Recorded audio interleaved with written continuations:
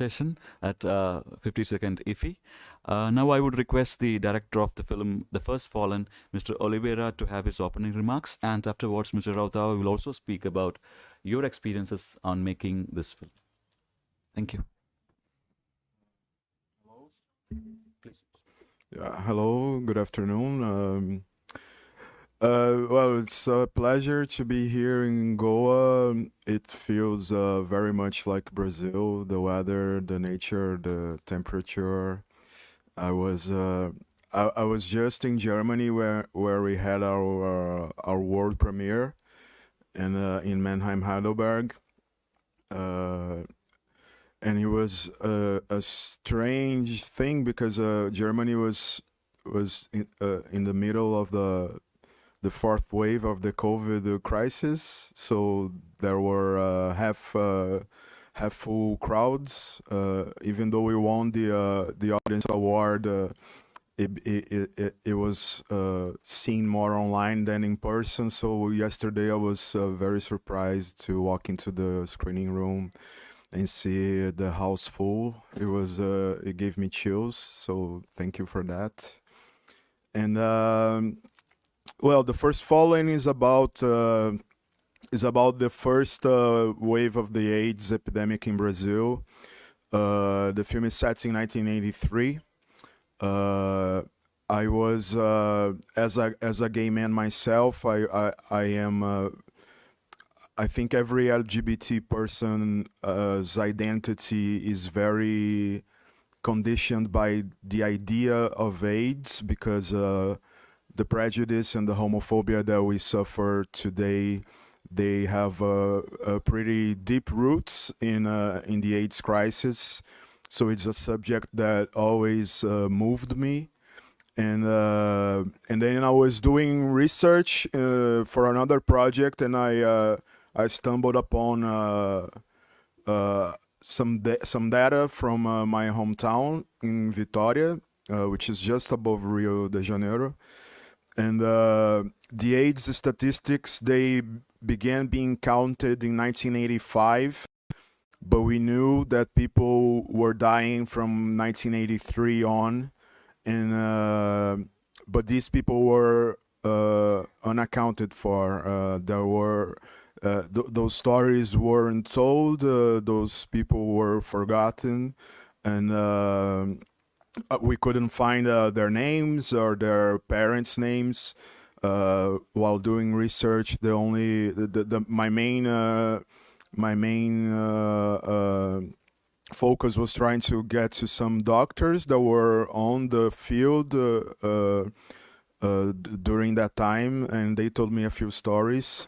But we have very little to go on, so the film is actually an imagination of what was like to be a gay man and a trans woman living with HIV in 1983 in Brazil, when the virus didn't even had that name. It was called AIDS from 1984 on. So the film is set even before the disease had a name. And it's really like a tribute to these people. There are my ancestors, my elders, that I never got a chance to meet when I was coming out. I remember very vividly, like, going to clubs, and there weren't any people over 30 years old, because they had all died. And so we felt a very strong, the presence of the virus was very strong, because we knew these people had existed, but they weren't available for us to talk to learn from their stories, to have a shared experience. So this film is really like a tribute to the idea of these first heroes that were trying to fight the AIDS epidemic, and it was really a joy to make it. We were lucky to shoot the film just before COVID, and and the parallels between the AIDS epidemic and the COVID pandemic are really striking. Like when COVID started, there were a lot of gay activists rightly pointing out that there was a difference between AIDS and COVID because AIDS attacked a very specific group of people, and COVID was more widespread. But we didn't imagine, like in March 2020, that a whole government, like Brazilian government or the American government, that they would let people die, which is what happened in Brazil and in America, uh, uh, because they didn't care about that specific targeted group. Like in Brazil, the president said even like, well, old people are close to death anyway, so it's not our problem. And that's the same thing that happened with the AIDS crisis. Like gay people live this lifestyle, in quotes, so it's their problem if they're dying. And today it's AIDS in Brazil and worldwide. It attacks more straight people than gay people because gay people learned how to deal with it and how to avoid it. And so yeah, 11,000 people still die of AIDS in Brazil every year. And yeah, I hoped that this film would become. We had just had a world premiere, and I thought, well, it would be nice if this film was just like a piece of dated history, and there was a portrait of a past that is long gone. But the truth is, it's very current. AIDS is still a thing of the present. Like the Brazilian president, just 3 weeks ago, trying to spread misinformation because he's anti-science and anti-vaccine. He was telling people to not get the COVID vaccine because it would give you AIDS. So then something that is very an stigma that is very ancient then suddenly becomes present again. Like don't get vaccinated because you're gonna become just like them, just like me, like my peers, my community. And so yeah, unfortunately, this film is still very current, and it pays tribute to the first people that felt that had fallen, but it also talks about today. I guess for my first remarks, that's it. Yes, Mr. Rautawa, I would request you to also have the opening remarks on your film. Thank you. First of all, I would like to thank IFFI for having our film. It's a great honor to be here. This project started with director Hami Ramesan almost 10 years ago. He and his family had fled from Iran to Finland when he was about 9 years old, and so this project was very intimate and personal for him. But then the refugee crisis happened in 2015 in Europe, and suddenly it became very current and very political, and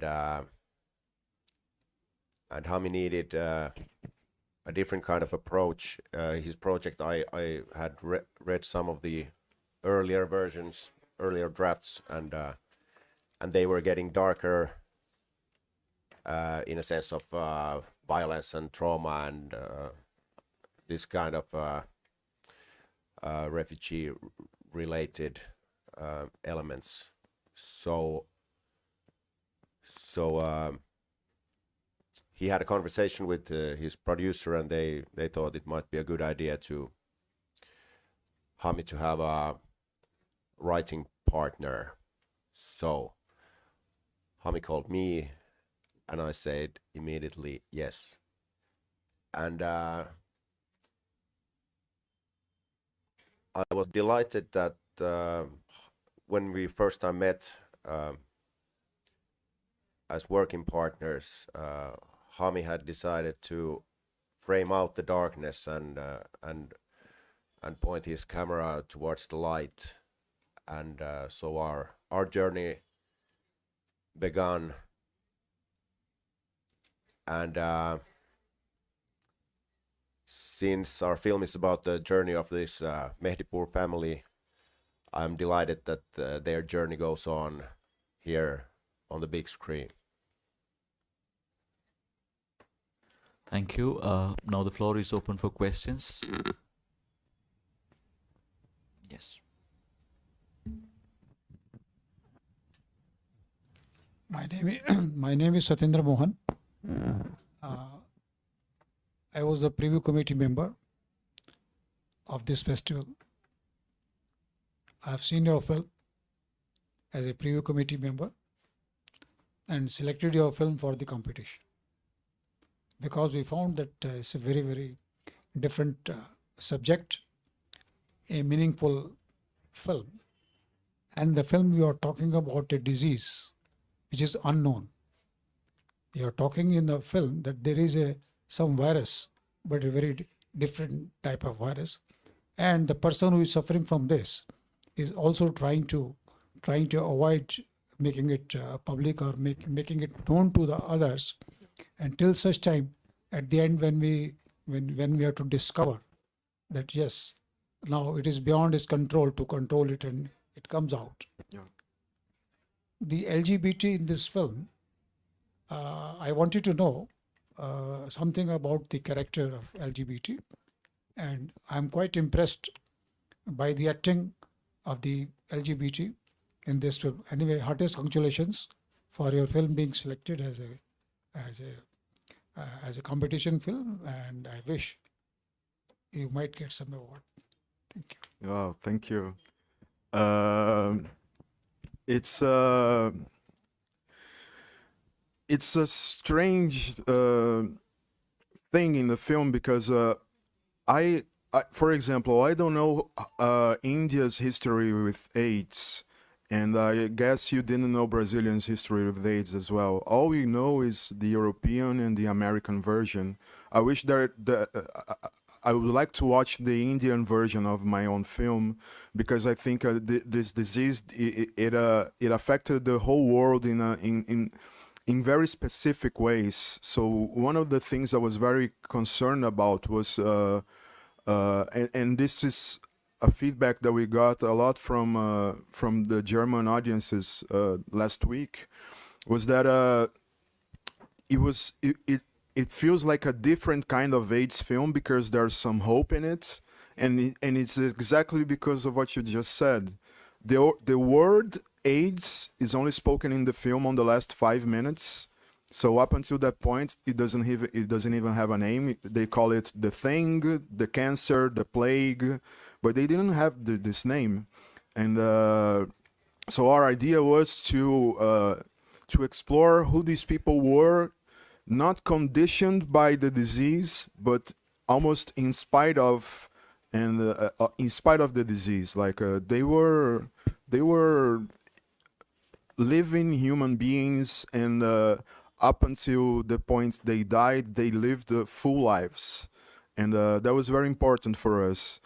And about the casting, this is also a very strange thing because when we watch American and European films about AIDS, it takes place like in a hospital with gay people dying and straight doctors taking care of them, and straight allies saving them, and it was very conscious on our part to like not only make a film about the LGBT community, but with LGBT people in it, with people living with AIDS in it.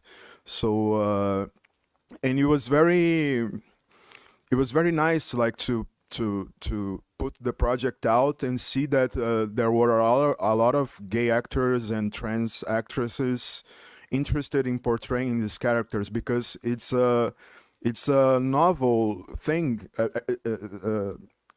Mainly in Brazilian and in Latin American cinema, there is no other film that talks about the AIDS epidemic in our whole continent. And but yeah, I to the live audience, I know there were a lot of people yesterday, young film students and young filmmakers. I wish to see the Indian version of this, because it interests me. It's interesting to me to understand like how you guys went through the AIDS crisis. And yeah, and I think we, the poorest countries in the world, we have to unite against this official discourse that comes from America and Europe. Like we need to tell our stories ourselves. And so thank you for your question. Yes. Good afternoon. My question is to Mr. Raptawa. And the film is loosely based on, that is Any Day Now, based on Hami Ramizan's own experience. So what were you trying to say through the film? Like, is it about the refugee crisis and the inflow of refugees to Europe? What were you trying to say through the film?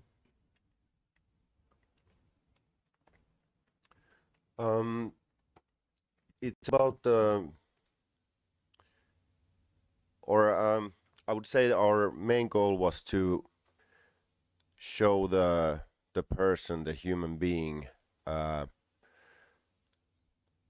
not just the mass labeled refugees that we see in the news and papers. So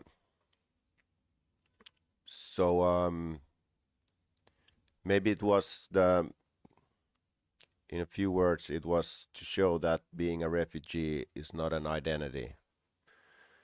And the other kind of universal question for us was that why some can stay while the others have to leave. So when we put that into this tight family ties, I believe that gives the audience a pretty powerful emotional gateway to these questions.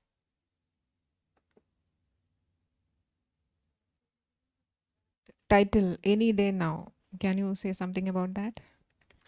Well, it's about the Mehdipur family's attitude to. It's about their dignity and their ability to cherish the present and live in the moment. Thank you. Please, ma'am. Your subject of the film intrigues me because AIDS had affected a lot many people, but you chose the LGBT community to be highlighted. So is it just a tribute to them, or is it your own identity where you wanted to get them kind of highlight their issues back? Because you said in India, how did you manage? So in India, a lot of truck drivers, they were really affected, and a few documentaries, if I remember from the past, I was a young girl then, I kind of saw them, because that was one community which was really affected, because they were traveling all over the country and they were without their family, and many of them they got, and the government really carried out a campaign for them. So since you say the first fallen, so did you think it was only this community which was really affected, or there were others as well? Yeah. Please. In 1983, the main people targeted by the disease were the LGBT community. It was actually there's something that the character Rose, that she says, which is in the very early stages of the epidemic, it was mainly the And this is something that it's still a mystery to science, because I mean, we know that a disease cannot target only people because of their sexual orientation or their race, but in the early days of the epidemic, it was people using drugs, intravenous drugs, the gay community, especially sex workers, and Haitians, people from Haiti, and the combination of these four groups made no sense to science, and then it became like a widespread thing, but it affected the gay community in a especially brutal way, because I mean, in 1983 in Brazil, we were still under a military dictatorship. Uh, it was forbidden to gather around as like as a group of LGBT people, and so it was pretty brutal, because this was happening, and the establishment was very aware of it, but they did not care. If you were happening maybe to straight people, to white people, they would care more. But like in Brazil, the first time a government official said the word AIDS, it was in 1986. It was like 4 years after the first people were dying. So and historically, like when we got the AZT cocktail in 1996, which is the one that we're still using today to treat AIDS, and which led a lot of people to escape death. It was the LGBT community that fought for the drug, mainly in America. Like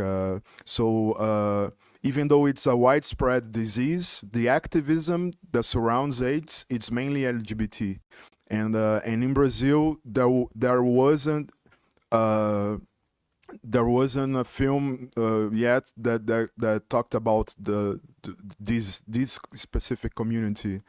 But like I like the idea of these documentaries about the truck.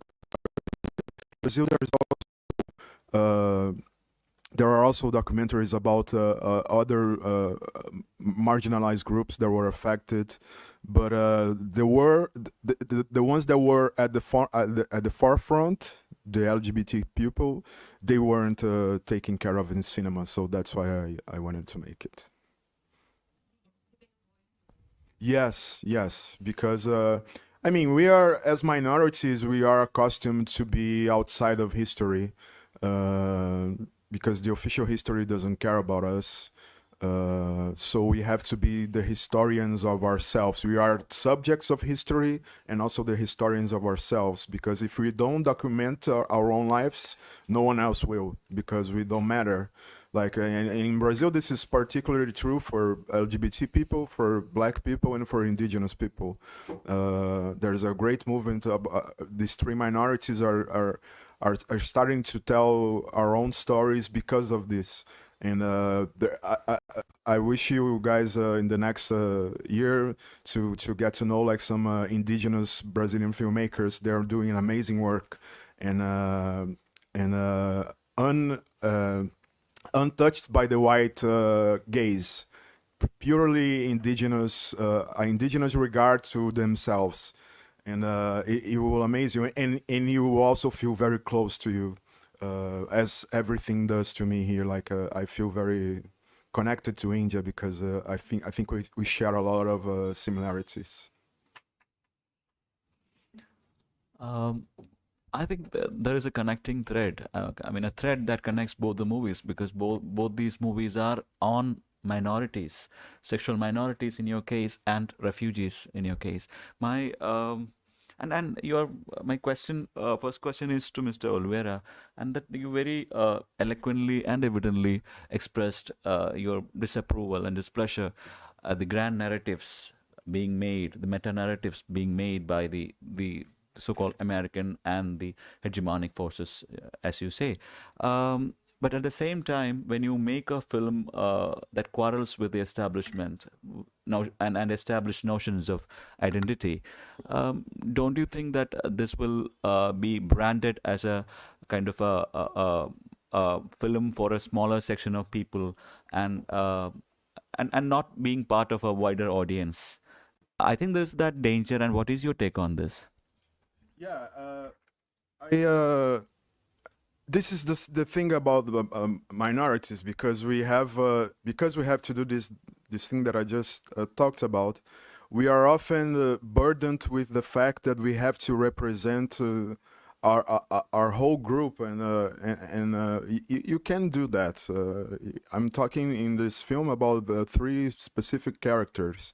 They represent the community they form, but they are not representative of the whole community, and I think it's a burden that we have to carry, because there are so few films about ourselves. We have to deal with the fact that when one film comes out, it becomes like a thing. And I was kind of worried about what you said before releasing the film, and then because this is very new, like we had our world premiere last week, and now we are here. I was touched by how popular the film was. We were very surprised by the audience award in Germany. Germans are very cold, and our film is very warm, and it was nice to see some Germans crying. So I thought, well, maybe the film has a connection that goes beyond the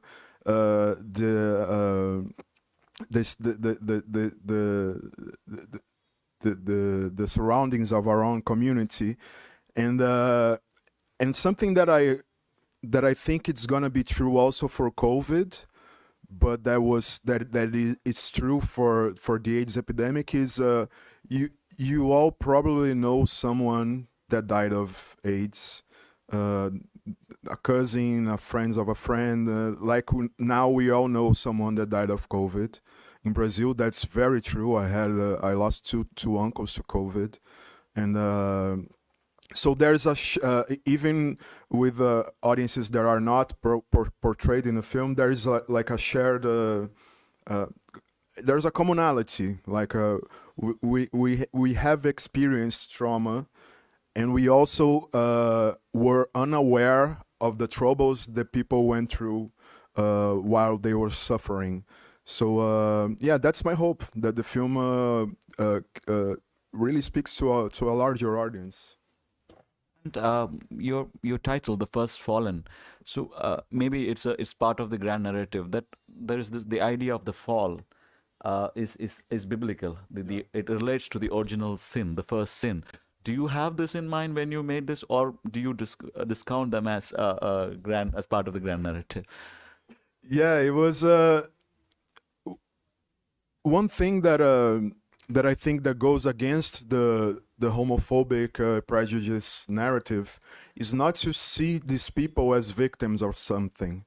They are not victims of their sexual orientation or their lifestyle or their way of or who they choose to love. They are victims of government neglect, of tardiness in science, of other things. So the idea in Portuguese, the title is called The First Soldiers, because I think that's what they were, like the first people on the front lines, trying to, and in the film, because like you said, it's set before everything was known. They are just trying to find a cure. So it's not like they're not ready to die. They are ready to fight. And soldiers when they fight, sometimes they fall, and that's the nature of war. And they were at war with an unknown disease. And Mr. Rauthawa, uh, your film is on the troubles and tribulations of an Iranian family, right? So, and and Iran has a rich cultural heritage, and it's a completely different cultural group they're coming from, this particular family. So in your film, so what are the challenges that you face while scripting for this movie? Were you aware of their cultural traditions and the I know that human beings have a universal for example, love has a universal language. Its emotions are similar everywhere, but while scripting, what are the challenges while scripting on a different cultural setting? What are the preparations that you have taken or the challenges that you've faced? Um, Obviously, it was a lot of work for me as born in Finland, but Hami had really nice way to invite me in to his personal story and his personal journey. Um, he told me about little anecdotes and bits and pieces of his childhood, not in any special chronology. And so I learned about his childhood and then about his family's journey or all the adventurous and fun little things that happened, and also the horrors of their journey. So the working method was, for a long time, it was just trading little stories, and so these conversations gave me the information that was necessary for understand this kind of family dynamic and all that it involves, good and bad. Any other questions from the audience? Yes. Yes, please. Yeah, I'm reminded of this line from Romeo and Juliet by William Shakespeare, where Juliet asks, "What's in a name? That which smells uh, as sweet as a rose should smell just as sweet, whatever it is, right?" So, no, I mean, irrespective of what it is, it should smell just as sweet. So I find on this note, both of you have made some observations which relate to this. Um, like Rodrigo, you said that when the AIDS patients, LGBT AIDS patients, their suffering became even more excruciating because they had to undergo that at a time when the the disease itself was not named, right? So that was basically a challenge which they faced because the naming was not done. On the other hand, Mr. Rotava, you said that you do not want refugees to be identified as refugees. You want them to be looked upon as human beings. So this is it's like kind of an antithetical note. Like here, you are lamenting the fact that a name has been given to that group, which thereby undermines the individual identity. On the other hand, you were on the craving, expressing the need for uh, uh, not exact, not exactly. It was not exactly a group, but the disease, and then the patient tends to be identified with the disease. So I understand there's a whole political economy of naming, which is at root here. But I would request your observations, comments on this, both of you, please. Well, our approach to this, it's a good question, was that by framing all the dark stuff out of our film, um, it forces the viewer to confront his or her prejudice. So when you have to reflect that way, and if you get caught in the process, then, and when the emotion is also involved, then the cinema might have the power to change one's thinking.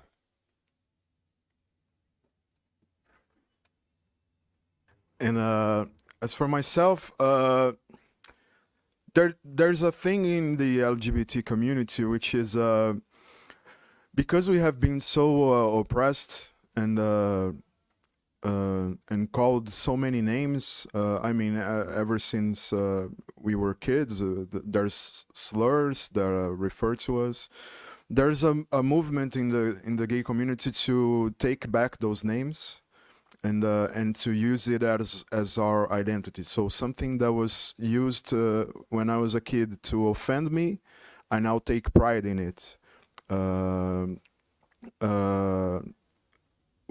they called me something bad, and now it's my identity, which is a way of destroying the oppressiveness of nomenclature. And because yeah, naming things is somehow having them born. It's like the disease wasn't a disease until it had a name, and then he was born. But people have already been dying of it before, and so the idea of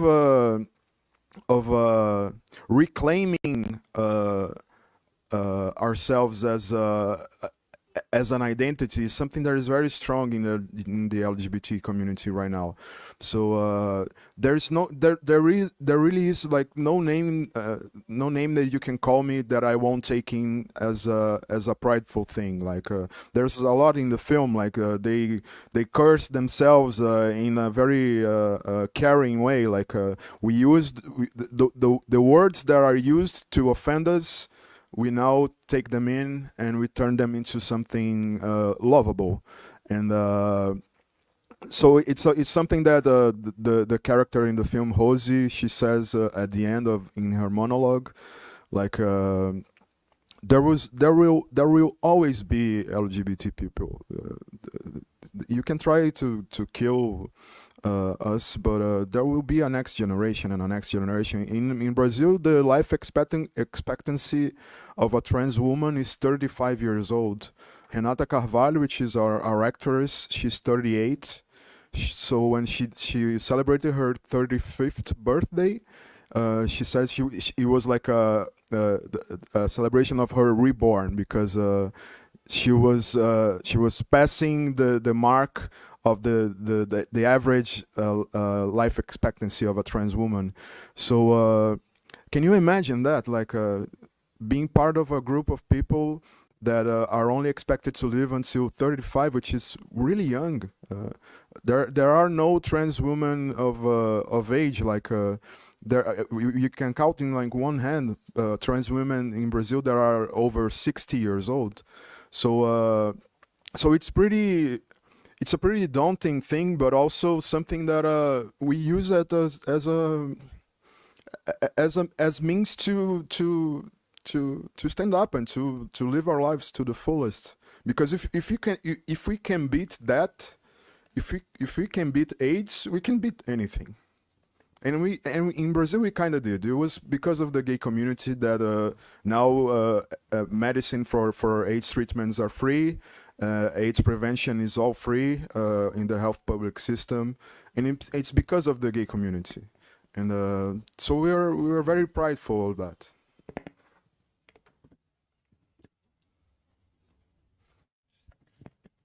One more question, please. Very interesting to hear both of your responses. I recall the words of Richard Bach, I think in one of his novels, probably Illusions, that every man in the world lives in a world of his own. He was saying basically all of us live in a world of our own. And I understand that both your movies, they fundamentally aspire to bridge the different worlds which different people inhabit. So could you please throw some light on how the audience has been receiving this movie, and do you how well do you feel your goal is being accomplished in terms of the uh, thoughts it is igniting in the minds of the audience? Well, I've been very delighted that people have really connected with our film's families, unity and resilience and their hope. So it really seems to go through and connect so far. In every festival, it's been received very well, and I'm really happy about that. Thank you and congratulations. Thanks. As for me, my film is about a tragedy that strikes a group of people, and they immediately have to form a community to survive. And this has new meaning after COVID, because even though we were isolated mostly, we were trying to reconnect with people, like through telephone, through Zoom, so we wouldn't be mad alone in our houses, isolated. So the idea of releasing the film at this point where we are just coming out, I hope, from the COVID crisis, brings a new light to my film as well. Like it's a film to be shared. We were just talking like the idea of releasing these films at a time when we can have screenings in theaters again. It's at the core of our experience. Like this is a film about a community that should be shared as a community of viewers, and it's been great. Are there any questions? Please. Yeah, one last question, please. My question is to Rodrigo. You said that there are a lot of parallels between the story of the people who are going through the going through AIDS and with COVID-19. So, and you also said that your film has been released a little before COVID-19 struck the world. So, had it been hypothetically produced and released after COVID-19 struck, would you have made the film any differently? It's a strange thing, because we shot the film in September, October 2019, and when I was starting to edit it in March 2020, the pandemic hit. So I took the editing suite to my house and edited the film by myself, and which was a very strange thing, because I like to edit my films and have private screenings to people to see how the film is going and trying to change things and stuff. But I couldn't do that, and it doesn't work when you send a link to people, because the communal experience is out of it. But there's a moment at the end of the film, when things, Susano, the main character, he knows he's about to die, and he asks Rosie to lie to him about a future.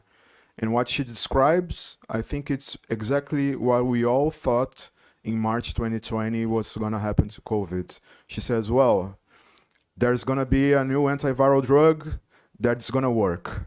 In 3 months, an American is going to come up with a vaccine. In 6 months, we'll start getting better. In a year, there's no trace of the plague in any of us. In 2 years, no one will even remember this existed. In March 2020, I think we all thought this was going to happen. Like, oh, in 6 months, an American is going to come up with a vaccine. In 2 years, we're going to laugh about this. Oh, remember when we had to spend 3 months in house jail because of that thing we don't know the name, and now it's clear that that didn't happen. So it's very eerie to realize that the film was talking about when talking about a health crisis, I think we all they all share something in common, which is the unpredictability of nature. We are guests in this earth. We are not owners. So when nature decides to give us a lesson, we should listen. And I don't think we listened during the AIDS crisis, and I don't think we listened to during COVID, at least in the first months. And I think we are more aware now. I think if there are no more questions, thank you both of you for the candid conversations that we had now, and thank you for your eloquent exposition of your stories. Both the films talk about the stories of people from the margins and those who are trying to be part of the mainstream, and questions of identity, answering questions of identity. Thank you once again, and wishing you good luck for the Golden Peacock. Thank you for joining.